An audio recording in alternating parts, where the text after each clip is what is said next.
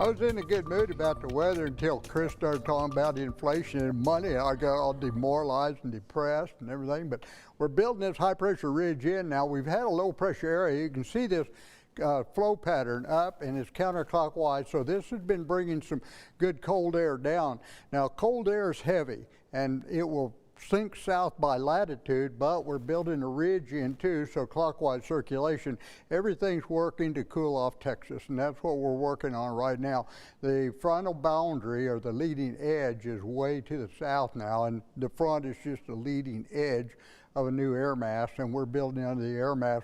And as we're clearing, that's what I mentioned a little bit earlier, if we do a lot of clearing, the heat will rise up and out of here, so we can bring the temperature down close to the dew point. When you get those close together, you can develop fog. The only other thing that may keep us from doing that is we've got this little secondary surge of cool air that's going to help us, and then we've got another one that follows for tomorrow night.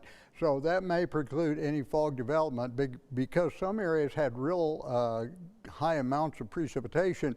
You may be saturated enough to watch the lake and river areas and low spots. So just keep that in mind if you hit the road early tomorrow. Other than that, things are looking good for us. We've had the clouds on the way out. The temperatures have been coming down. We've got them right now in the 70s. They're going to drop down into the 60s tonight. We may see some in the low 60s in the outlier areas and low spots. Cool air sinks to the low spots. Sustained winds are fairly light. This is what got my attention about the fog development. These winds are light to calm, and that's more conducive to a little fog development. So I put a little patchy fog in there.